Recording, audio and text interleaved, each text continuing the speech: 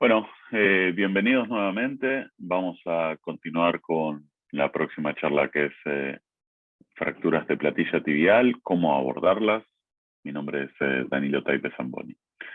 Y cuando hablamos de fracturas de platillo tibial, vamos a tener que entender que existen principalmente dos patrones que comprometen a este segmento, tanto el cizallamiento como el hundimiento. Fíjense este ejemplo de dos fracturas distintas que afectan el platillo lateral, una con afección de tipo cizallamiento, la de la izquierda de sus pantallas, y la de la derecha de sus pantallas van a encontrar un claro hundimiento. Y esto lo confirmamos con la tomografía. Lo mismo nos va a pasar con el platillo medial. Fíjense cómo la meseta medial puede ser afectada por un mecanismo de cizallamiento, pero también puede ser afectada con un mecanismo de hundimiento. También existen la combinación de estas dos lesiones y eso es importante identificarlo para entender cómo tenemos que tratarla y lo más importante en este segmento es por dónde tenemos que tratarla, que es, digamos, lo crucial para poder llegar a entender estas lesiones.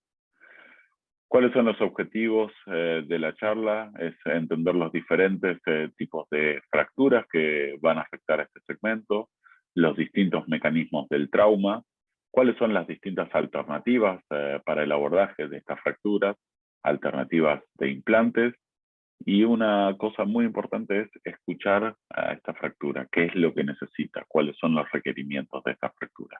¿Cómo lo vamos a llevar a cabo? A través del estudio de casos, bibliografía con respecto a los distintos abordajes para este segmento y cuáles son los errores más comunes para no repetirlos. Cuando hablamos de clasificación de fracturas de platillo tibial, tanto Confengluo como Chang posteriormente describieron distintas columnas, a diferencia de lo que había realizado Schachter en los 70, con su clasificación original en un solo plano. Y más adelante Kufuri reversionó la clasificación junto a Schachter, agregando estas fracturas de las columnas, dividiéndolo en 4 columnas. Una línea que pasa por el centro de las dos mesetas, dividiendo un platillo medial de lateral. Esto es algo que lo había hecho ya Schachter en los 70, pero agrega esta línea que atraviesa esa línea original central, que es una línea imaginaria que pasa a través del borde anterior del peroné y el borde posterior del ligamento medial.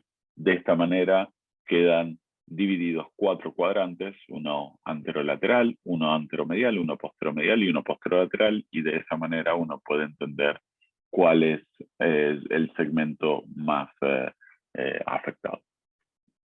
Fíjense que Frosch y Krause intentaron hacer una nueva subclasificación en 10 segmentos de la meseta tibial. Esto básicamente es para ver cuáles eran los segmentos que se terminaban afectando. Es un trabajo bastante interesante, pero lo más importante de todo esto es que ellos determinan que la afección posterior de estas fracturas se da en un porcentaje altísimo de las fracturas de este segmento. Fíjense que la mayoría de las fracturas de este segmento están comprometiendo la parte posterior del segmento tibial.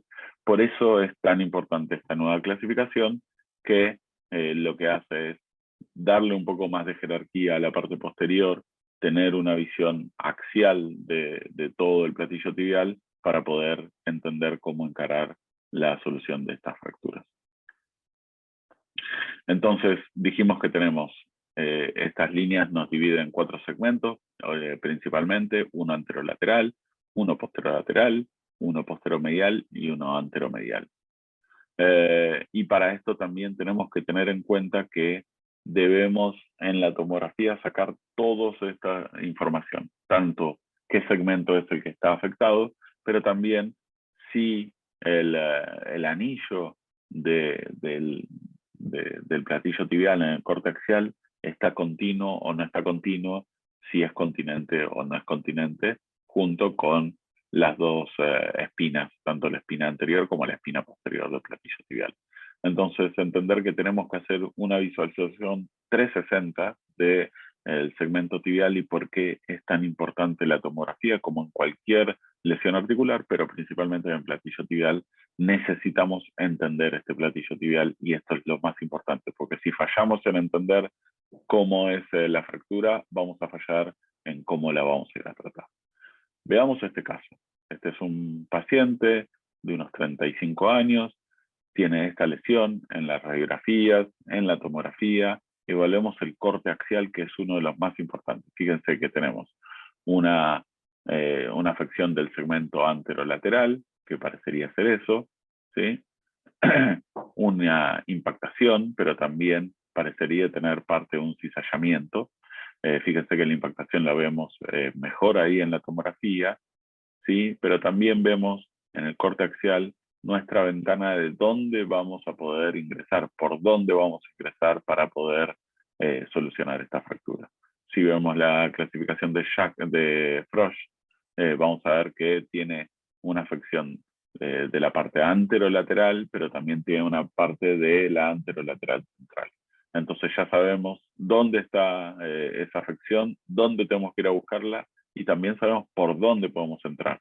Vemos en el corte axial esa ventana anterolateral con una fractura del anillo en la parte más anterior, entonces sabemos que si podemos abrir esa parte del hueso, podemos ingresar hacia la superficie articular para poder elevarla y fijarla. Y fíjense lo que se hizo. Un abordaje anterior, fíjense cómo se termina abriendo y a través de esa ventana anterior podemos levantar la superficie articular, la mantenemos con clavijas inicialmente, para luego fijarla con una placa con tornillos.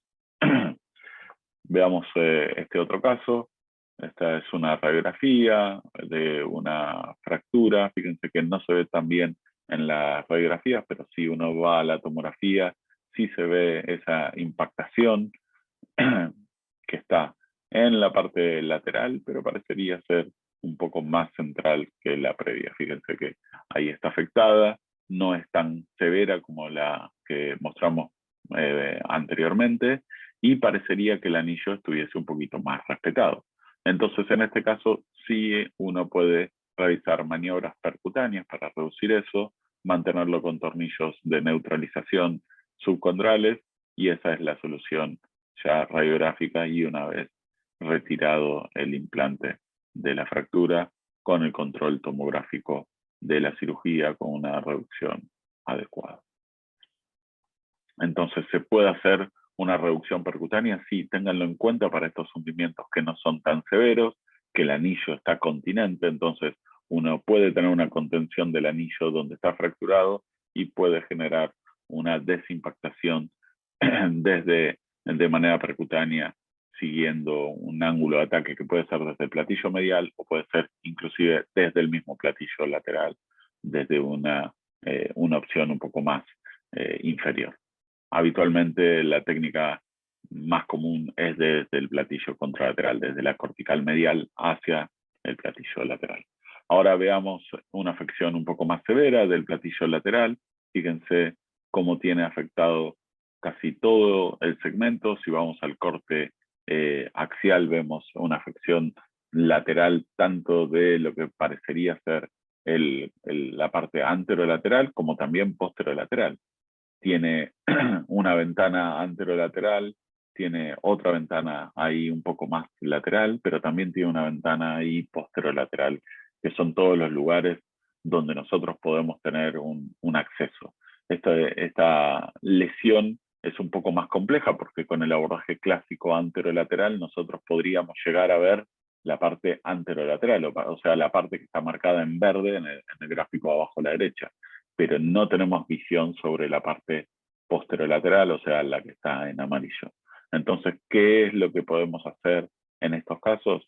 Básicamente, plantear hacer un abordaje anterolateral extendido. Es el abordaje anterolateral clásico, se identifica la banda iliotibial, se abre la misma, se repara el menisco y hasta acá es el abordaje normal, pero lo que puede llegar a hacerse es extender, hacer una osteotomía del epicóndilo, liberar, con el epicóndilo se va a ir tanto el popliteo como el ligamento lateral, y de esta manera podemos darle, si le damos un varo forzado, vamos a llegar a ver mucho mejor la articulación que queremos reparar. Entonces, fíjense la visualización del segmento tibial, como se puede llegar a ver bajo visión directa, de una manera muy buena. Y esto es lo que se hizo. Fíjense que se reduce la fractura del segmento tibial, y en el fémur vemos cómo tenemos tornillos fijando en la osteotomía del epicóndilo que se le había realizado. Esa es la reducción tomográfica con una adecuada fractura. Y aquí vemos, vamos yendo un poquito desde anterolateral, ya vimos un poquito afección anterolateral y posterolateral, ahora vamos a un poquito más central, pero lateral. Y este paciente tiene una fractura de ese segmento. Fíjense que si lo vemos en la tomografía, vemos un hundimiento en ese segmento, pero si vemos el hundimiento, vemos que ese hundimiento está bien posterior, central y lateral. Si uno tuviese que buscarlo dentro de los 10 segmentos de Frosch, lo buscaría ahí dentro de lo que sería posterolateral central. Fíjense que el anillo posterior lateral está interrumpido, no está conservado, y esto quiere decir que vamos a necesitar restituirlo. Un abordaje posterolateral sobre esa zona, reducción de la superficie articular, nuevamente por esa ventana que teníamos desde la parte posterolateral, fijación con clavija, para luego terminar fijándolo con una placa con tornillos, en este caso en T, y este es el resultado final de eso, ese es el resultado radiográfico, y ese es el resultado tomográfico con una reducción bastante adecuada, y esta es una foto del paciente volviendo a esquiar nuevamente. Cuando tenemos un segmento en esa zona posterolateral central, pero en este caso afectado por un cizallamiento, fíjense cómo en este caso uno puede también ir por un abordaje posterior, como fuimos en el caso previo, reducir ese segmento y colocar una placa para tratar de hacerle buttress en el segmento o esa cortical que está cizallada, ¿sí? Si vemos la tomografía y la analizamos, el corte axial, fíjense como siempre es muy importante, vamos a ver que tiene ese hundimiento, pero también tiene parte del cizallamiento, y está afectada toda la columna lateral, que parecería ser más central, o sea, anterolateral central y posterolateral central.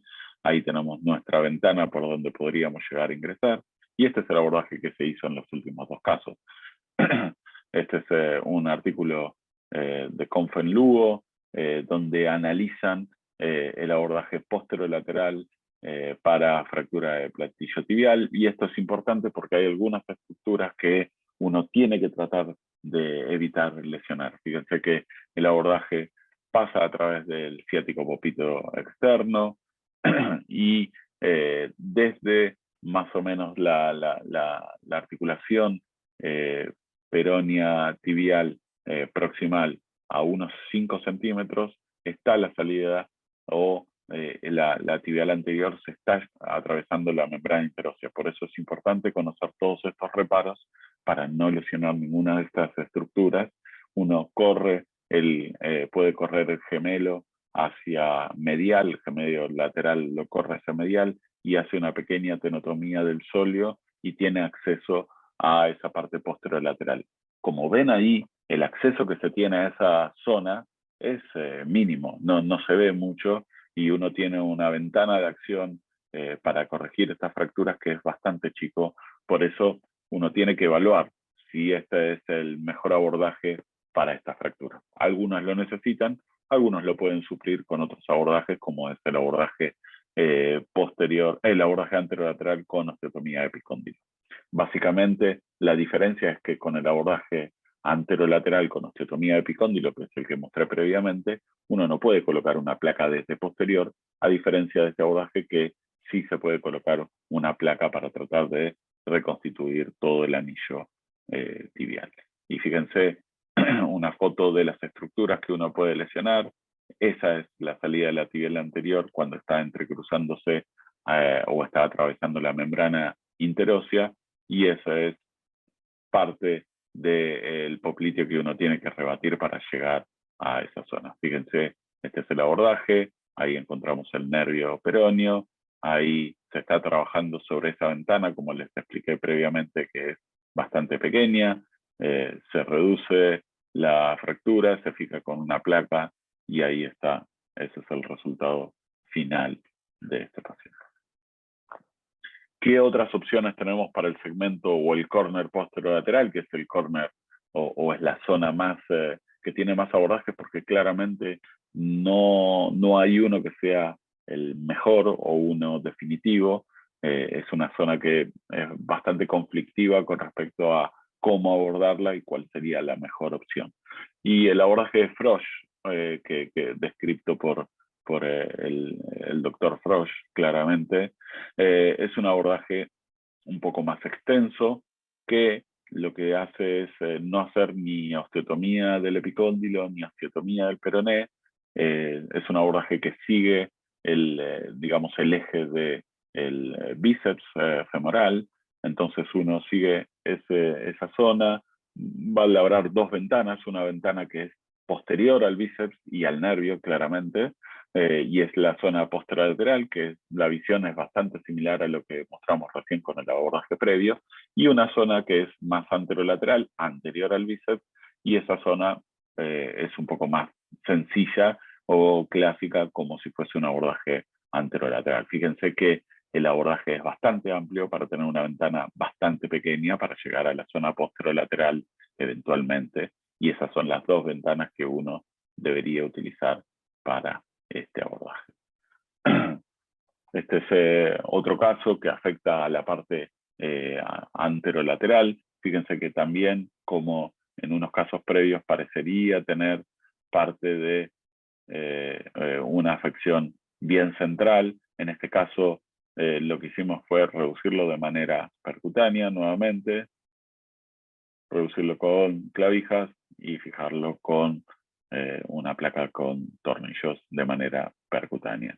Y en este caso, esa es la reducción percutánea y la colocación de una placa también de manera percutánea, como algunas veces en estos casos podemos hacer tranquilamente la reducción percutánea sin la necesidad de tener que hacer grandes exposiciones. Ténganlo en cuenta esta herramienta para poder utilizarla. Si seguimos girando hacia la parte más central, fíjense cómo a veces tenemos afección de la espina posterior, y esto debe ser reparado porque genera gran inestabilidad en estos pacientes. Entonces, cuando tenemos una afección posterocentral, el abordaje derecho, directo, intergemelar, es un abordaje que es bastante sencillo de realizar. Uno tiene que separar, ahí vemos digamos, el paquete sural, que lo que termina realizando es nuestra marca para saber que estamos yendo entre los dos gemelos. Una vez que separamos los gemelos, lo que vemos ahí abajo ya es tanto la vena, el nervio, como la arteria poplitea. Los rebatimos y hacia medial podemos llegar a ver la espina posterior, y ahí la tenemos reparada con una placa con tornillos. Y ese es el resultado final con la sujeción de la espina posterior. Cuando vamos ya a la zona más posteromedial o medial, esta es la clásica lesión, el cizallamiento posteromedial, y para ahí hay un abordaje que es el abordaje del Lauenhofer. Es un abordaje posteromedial que es bastante sencillo. Tienen que reparar la safena interna, la vena, que a veces se cruza en el camino, y tratar de conservar lo más que se pueda la pata de ganso que se inserta ahí en esa zona. Fíjense ahí en la foto cómo respetamos la pata de ganso, y a pesar de eso colocamos una placa para reducir la fractura de ese segmento. Como les dije inicialmente, el segmento medial como el lateral puede estar afectado por fracturas que generen cizallamiento, como también una compresión y una impactación del cartílago.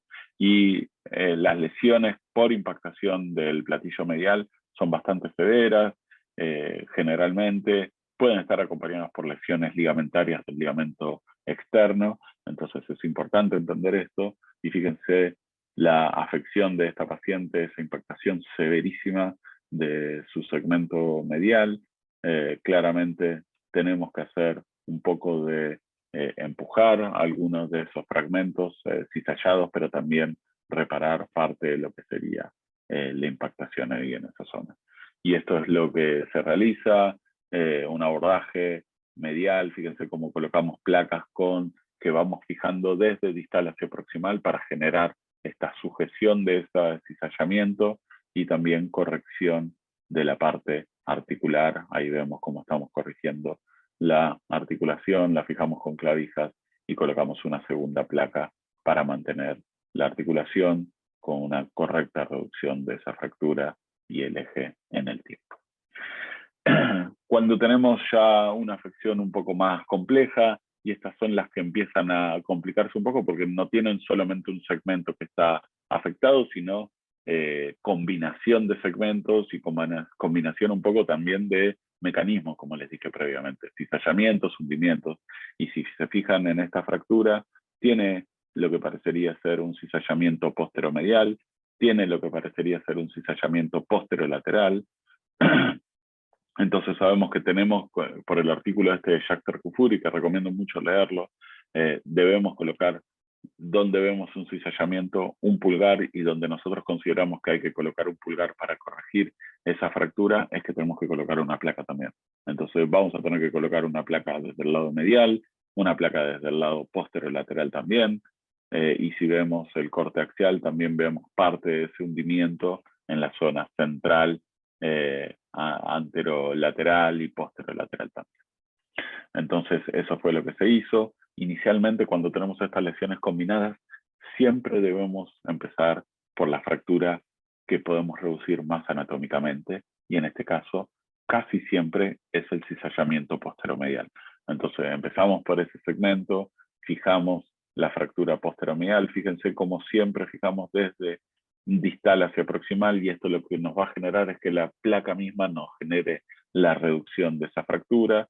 Terminamos de reducir eso, hacemos un abordaje lateral, en este caso hicimos una osteotomía de la cabeza del peroné. Esto nos permite, es otra opción para llegar a lo que les dije antes, que es bastante complejo, que es la parte posterolateral, que tiene tantas opciones de abordajes. Este es uno más, hacer la osteotomía de la cabeza del peroné, levantar el peroné, con el peroné se va a ir la inserción del bíceps y del ligamento lateral. Emula un poco lo que sería la osteotomía del epicóndilo, simplemente que uno la está rebatiendo desde proximal hacia distal y el peroné lo hace desde distal hacia proximal. Pero las estructuras que uno se está sacando de encima son las mismas para generar un poco lo mismo, que es darle varo forzado y poder tener más visualización directa de esa superficie articular. Pero con la osteotomía del peroné uno tiene la opción para trabajar un poquitito más en la zona posterior y eventualmente colocar una placa, como están viendo que se coloca ahí en esa zona. Entonces colocamos una placa posteromedial, una posterolateral, y una vez corregida la superficie articular central, lo que hacemos es agregar una placa más lateral para mantener esa reducción. Como el paciente tenía unos 70 y pico, algo de osteoporosis, y la osteotomía del peroné, de la cabeza del peroné, terminó rompiéndose, tuve que agregar una placa extra en el peroné para poder armar lo que sería el peroné. Y ese es el abordaje, eso es sí o sí hay que ir a buscar, reparar el ciático copito externo para poder terminar con armando, digamos, esa fractura. Fíjense cómo ahí vemos la placa del peroné en primer plano, y más atrás vemos la placa más lateral en este caso. Y esa es la reducción articular tomográfica, que es bastante aceptable. Esa es la radiografía, y este paciente con una buena función en el tiempo, caminando ya a las 4 semanas de la cirugía con sus heridas cicatrizadas. Y cuando hablamos de combinación de lesiones, esta es otra bastante importante. Fíjense cómo este paciente tenía un cizallamiento posteromedial, también tenía una afección articular lateral posterior, en este caso en esa zona. Si vemos el corte axial, vemos que está afectada toda la columna posterior y parte de la anterolateral. En este caso, nuevamente, cuando tenemos esta combinación de lesiones, insisto en repetir que tenemos que empezar por la lesión que podemos armar más anatómicamente y más sencillo y que nos devuelve al eje, y esa es la columna posterior medial. En este caso se hizo en decúbito ventral, un abordaje posterior medial derecho sobre esta zona. Fíjense cómo colocamos el tornillo sobre el vértice y eso ya nos reduce parte de la fractura. Luego colocamos el resto de los tornillos, mantenemos reducido el posterior medial y ahí lo damos vuelta al paciente, hacemos un abordaje anterolateral, en este caso fue con osteotomía del epicóndilo, reducimos la fractura anterolateral y ese hundimiento que presentaba, y esa es la reducción tomográfica, que parecería bastante aceptable, y la reducción radioscópica o esta radiografía ya una vez consolidada con una buena función. Entonces, cuando tenemos una fractura de meseta tibial, recuerden que tenemos que ir a buscar o a entender en la tomografía axial cuál es el segmento más afectado, por dónde debemos entrar, cuáles son nuestras ventanas para poder ingresar para reparar estas lesiones. Si vamos a tener una lesión lateral pura que tiene tanto afectado lo anterolateral como lo posterolateral, las opciones de abordaje que tenemos para esta zona es el abordaje anterolateral extendido con osteotomía de epicóndilo, descrito por Kufuri, y eso, este es el artículo donde pueden ir a leer ese abordaje con una técnica que es bastante sencilla para la solución de eso. ¿Cuál es la otra que tenemos para poder solucionar si tiene una afección posterolateral? Es el abordaje posterolateral transfigular para llegar a esta zona, que es un poco lo que mostramos, hacer la osteotomía del peroné, y pueden ir a leer en este artículo cómo hacer la técnica quirúrgica del abordaje con osteotomía de la cabeza del peroné. Ahora, si tenemos simplemente una afección posterolateral más central, bueno, un poco hablamos del abordaje de Carson, el abordaje posterolateral para llegar a esa zona. Recuerden que es un abordaje amplio, la ventana de acción que tenemos ahí es bastante pequeña. En este artículo están bien reparados a cuántos centímetros de la superficie articular tenemos las estructuras que no debemos dañar, la tibial anterior, el ciático popito externo y demás. Así que es un artículo muy interesante para leer en caso de que necesiten realizarlo. Pero también hablamos un poco del abordaje de Frosch. El abordaje de Frosch es un abordaje que permite solucionar tanto lo anterolateral como lo posterolateral sin hacer ningún tipo de osteotomía. Es un abordaje mucho más amplio. Recuerden que sigue el eje del bíceps, tienen que preparar el nervio y van a ir a tallar esta ventana posterolateral, símil Carson o símil el abordaje que les mostré previamente, y una anterolateral clásica por adelante del bíceps.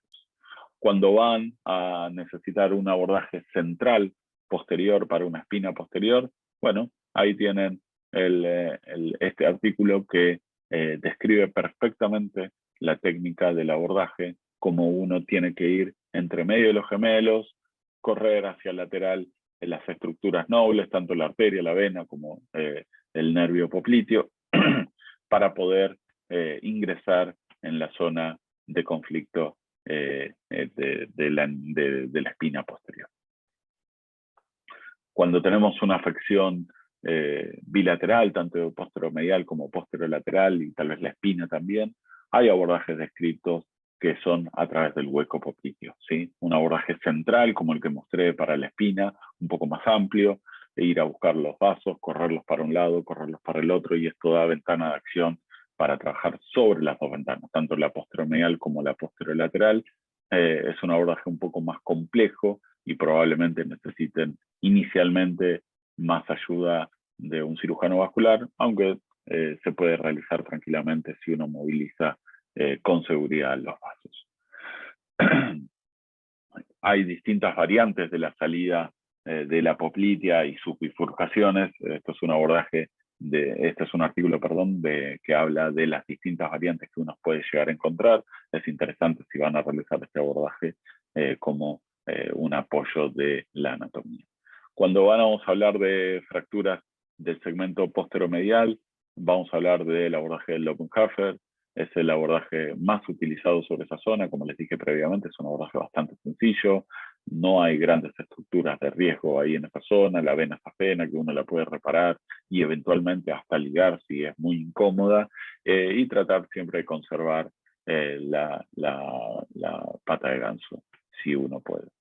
Y cuando vamos al abordaje anteromedial, es un abordaje también bastante sencillo. Hay opciones que dicen de hacer una osteotomía emulando lo que sería el epicóndilo lateral, hacer una osteotomía del epitróclea medial, o se puede hacer tranquilamente yendo por anterior y por posterior al ligamento. El ligamento medial es mucho más ancho que el ligamento lateral, entonces uno tiene que buscar ventanas para poder acceder al segmento medial si es que no van a hacer la osteotomía del epicóndilo medial, ¿sí? Así que se puede hacer con la osteotomía o sin la osteotomía también para poder llegar ahí a esa zona.